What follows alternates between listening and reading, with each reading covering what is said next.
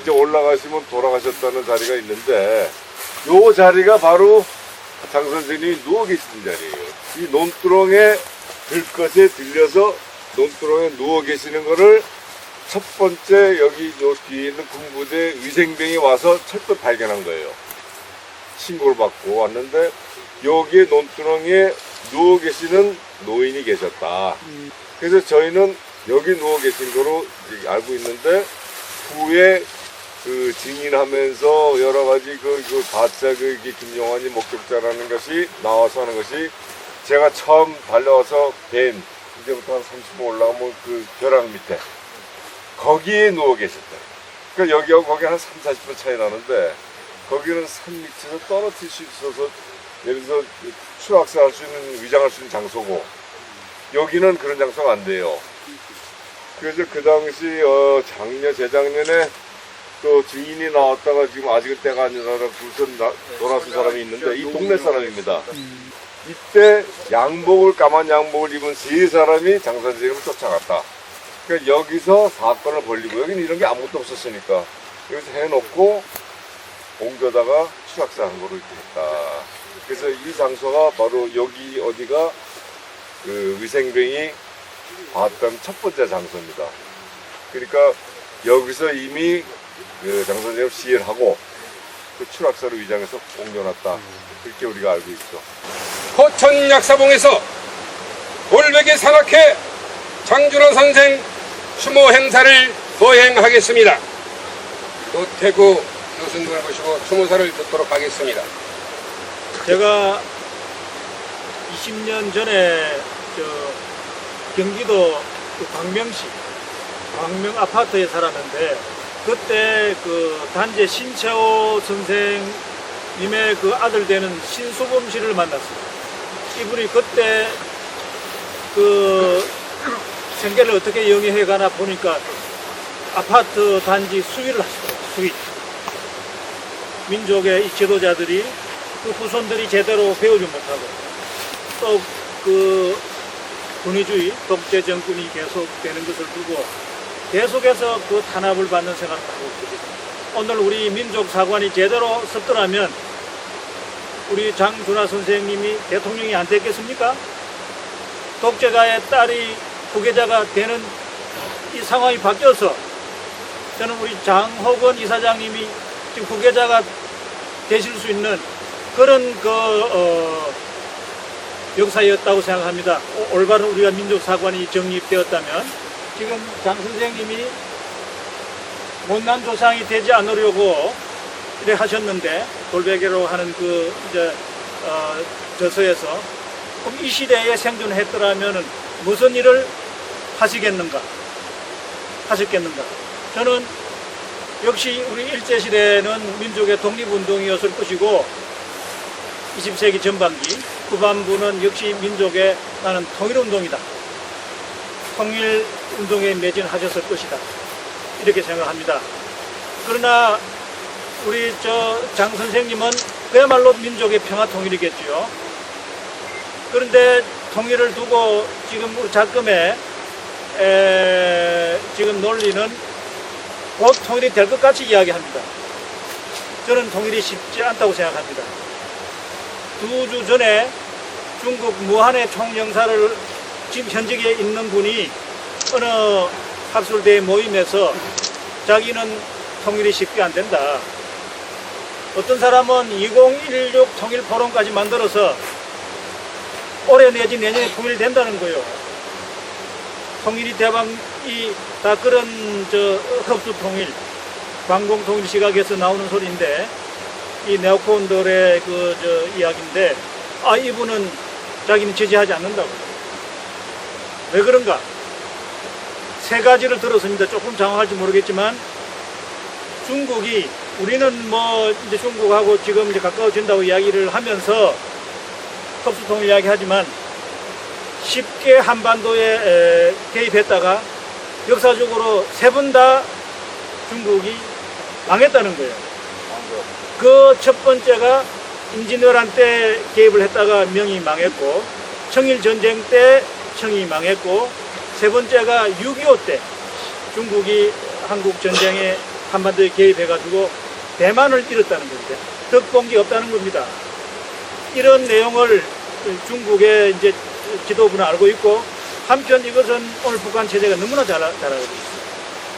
이런 상황을 우리가 고려해봐도 그렇고, 국제 정세가 그렇고, 우리 국내 정치를 두고도 우리가 이 평화 통일로 가야 되지 않겠습니까?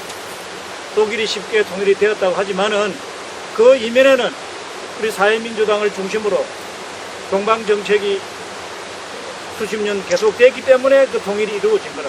우리는 지금 그런 작업이 이루어지고 있습니까? 남북이 지금 이념적으로 이게 세계관이 지금 완전히 이게 대결 구조로 가고 있지 않습니까? 다음은 이어서 언론 지킴이 언론개혁 시민연대 이필립 선생으로부터 추도사가 있겠습니다. 세상 떠나신 지 40년 만에 돌아가신 자리를 오늘 확인하고 이 자리에 오게 돼서 정말 영광이라고 생각합니다. 장준하 선생님 호가 무언지 저는 아직도 모르겠습니다. 근데 오늘 떠오르는 거는 돌베개, 이 순 한글로 된 돌베개, 이 호를 한글 또 이름으로 쓰시지 않았나 이런 생각이 들 정도로 돌을 베고 사살된 시해된 시체로 발견되신 자리가 바로 이 앞에 너락바위입니다. 저 오늘 확인을 했는데 그 감회 깊은 자리를 보면서 저는 면목이 없습니다.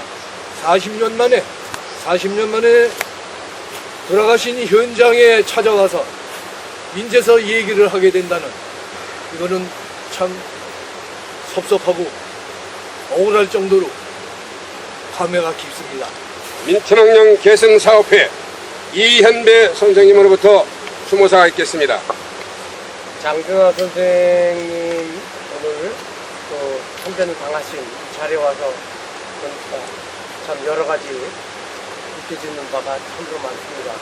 장준하 선생님께서는 학병에서 탈출하셔서 중경 임시정부로 가셔서 광복운동을 하시고, 그 다음에 사상계를 통해서도 그 외 이승만 정권 하에서 민주화운동을 그렇게 치열하게 하시고, 박정희 정권 하에서 또 그렇게 치열하게 민주화운동을 하셨는데, 민주화운동이라는 것은 우리 국민들과 우리 국가에 내려진 어떤 역사적 소명입니다.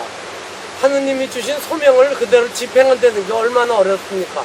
다 무섭고 다 피하고 다 하는데, 그 당시에 가장 올바른 자세를 우뚝 서서 어떤 위험도 보고 가장 실천적으로 하신 분이 우리의 역사적 소명을 가장 앞장서서 이루려고 하시고 앞장서서 하신 분이 장준하 선생님입니다. 그러니까 뒤집어서 얘기하면 우리 민족 현대사에서 가장 뚜렷한 스승님 중에 한 분이십니다. 그런 분이 그 정말 생각지도 못한 이런 억울한 일을 당하셨고, 그 뒤에 또 세상 일이 어떻게 되느라고 이래 돌아와갖고 지금 현재 이 박정희 씨의 딸이 와가지고는 학이나 치고 쇠고집이나 버리고 아주 쌀쌀맞게 그저 지 주위나 돌아다 볼 정도로 이래가면 모든 것을 다 지 아버지 때로 돌려놓으려고 하는데, 한마디로 제가 세월호니 뭐니 요새 이런 걸 놔두고 그래도 하나로, 엊그제 3월 26일 날 대법원에서 어떤 판결이 나왔냐면, 긴급조치에 대해서 긴급조치 구호로 나 억울하게 피해를 당했으니까 여기에 대해서 위자료를 주시오 하고 재판 신청을 했는데, 그 3월 26일 날 대법원에서 판결이 어떻게 났냐면, 유신헌법과 긴급조치도 국가의 비상한 시대의 고도의 정치행위였다. 따라서 그것은 하나의 잘못도 없고 하자도 없다. 국가가 배상할 것도 아무것도 없다. 이 얘기는 한 개인이 배상 문제가 아니라 유신헌법이고 긴급조치고 다 잘했다는 거예요. 다 잘했다는 거예요. 이게 대한민국 지금 현재 법원이 하는 일입니다. 법원이. 지금 그러니 만약 장 선생님이 지하에서 들으셨다면 얼마나 통곡을 하시겠습니까?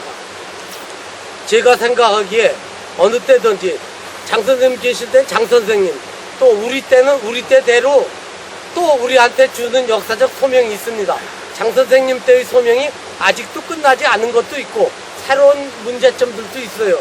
그런데 이 역사적 소명을 다시 이행하기 위해서 장 선생님 같은 분이 이 땅에 다시 출연한다는 것은 그렇게 쉽지 않습니다. 그 영웅은 그렇게 쉽게 나오는 게 아닙니다. 다만 제가 말씀드리고 싶은 것은 여기 오신 분들 모두 전부 참 훌륭하시고 또 여러 면에서 사회정의나 또 국민민복으로 해서 애쓰시고 그래서 그러신 분들이라 아주 고맙습니다만 여기 계신 여러분들이 하나하나 전도사가 돼서 우리 국민 모두가 작은 장준하가 돼야 됩니다. 그래서 우리 이 시대의 소명을 이루어 나가야 됩니다. 가장 구체적인 일은 내년 내후년 17년 또 대통령 선거에서는 어떤 일이 있어도 정권 교체를 해야 됩니다. 그래야 장준하 선생님 문제도 풀리고 우리들의 문제도 풀립니다. 모두가 전도사가 돼서 작은 장준하 선생님이 돼야 됩니다. 그리고 구체적인 일은 첫째 17년의 정권 교체입니다. 서울의 소리 백은정 대표로부터 추모사가 있겠습니다.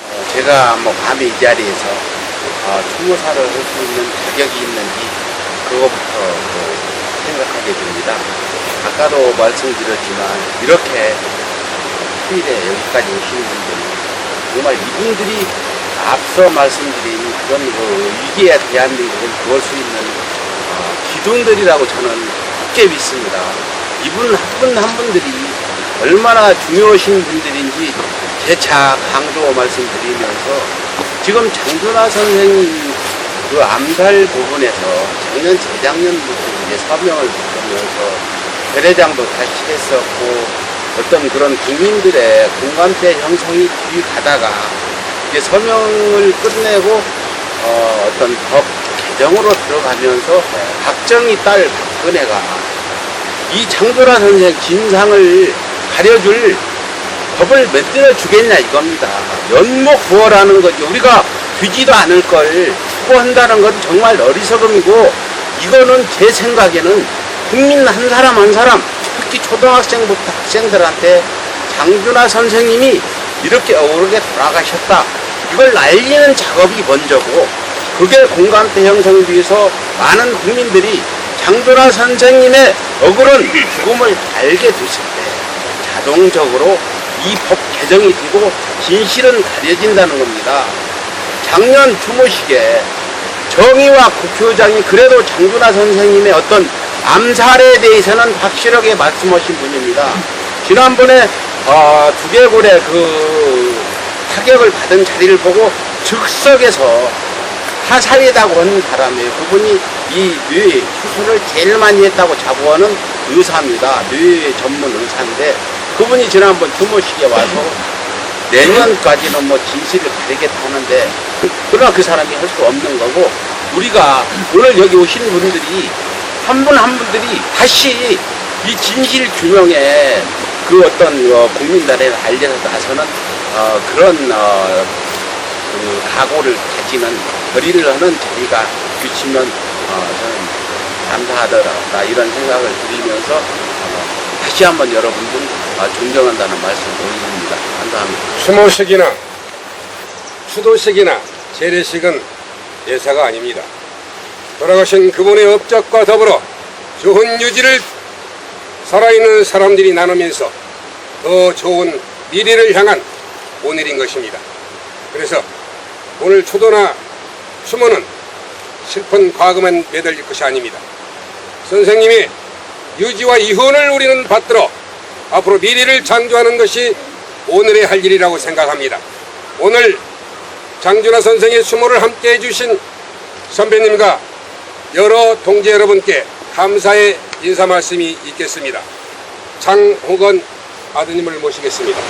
장준하 선생님을 사랑하는 분들이 오셔갖고 이 자리에서 또 추도의 말씀도 해주시고 또 앞으로 우리 어떤 생각을 할까 하는 그런 깊은 고민을 하는 시간을 갖게 해준 돌베개 산악회에게 감사를 드리고 장 선생님이 항상 못난 조상이 되지 말자 우리 역사에서 못난 조상들이 됐기 때문에 오늘날 이 나라가 참 누란의 위기에 이렇게 놓여 있게 됐는데, 절대 못난 조상 되지 않기 위해서 노력하신 것처럼 저희 유족 저는 못난 후손이 되지 않기 위해서 최선을 다할 것이라고 여러분께 말씀드리고 싶고, 아까 우리 이연배 선생님께서 말씀하셨듯이 제가 장 선생님을 사랑하는 여러분들께 부탁드리고 싶은 것은 작은 장준하, 아니 모두가 장준하가 되어서 이 나라의 난국을 타개하는데 많은 힘을 보태고 앞장을 서주셨으면 감사하겠습니다. 감사합니다. 장준하 선생의 추모를 보면서 스크린샷을 진 분이 한 분 계십니다. 유일준 박사를 모시겠습니다. 장준하 선생님을 기리며 고목은 쓰러지고 낙엽은 쌓였네.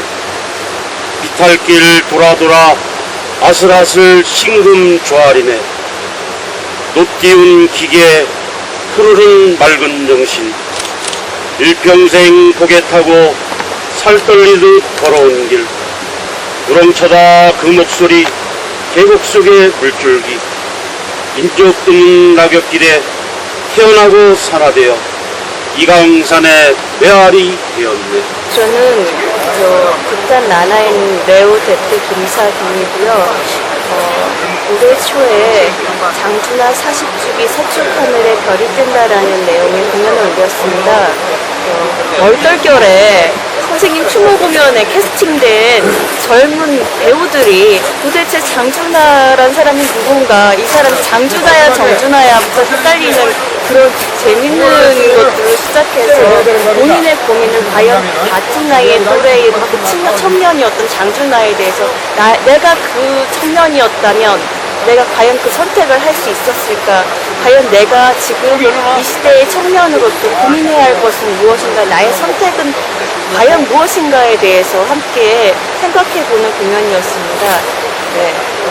장준하 그 선생의 정신이 뭐 우리 대한민국의 어떤 기둥이 되는 정신적 지주가 되는 그런 어떤 생각이나 각오 좀 한번. 지금 청년들의 고민은요, 사실은 먹고 사는 것부터 시작해서 주어진 것들에 대해서만 선택을 강요를 받거든요. 근데 자발적으로, 주체적으로 선택하고 생각하고 사고할 수 있도록 그 선생님의 정신이 지금 이 시대에 꼭 필요하다고 생각합니다.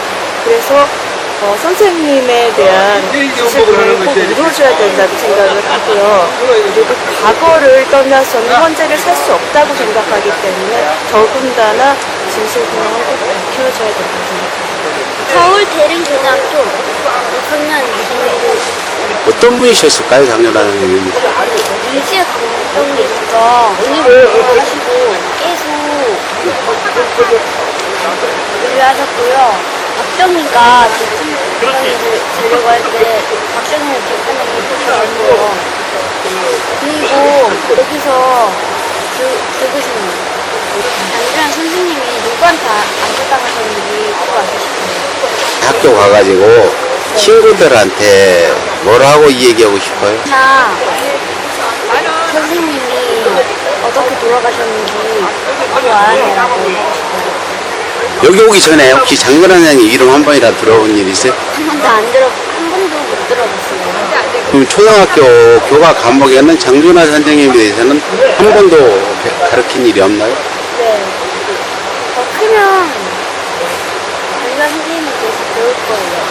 왜 안 가르쳤어요? 되게 훌륭한 분인데. 왜냐면 아직 우리 나라에서 누가 죽였는지 아직 밝혀지지 않았으니까 또 장준하 선생님 얘기를 하면 누가 죽였는지 사람들이 물어볼 거 아니에요. 그래서 그 질문을 피하기 위해서 일부러 장준하 선생님에 대해서 안 가르쳐드리나 싶어요.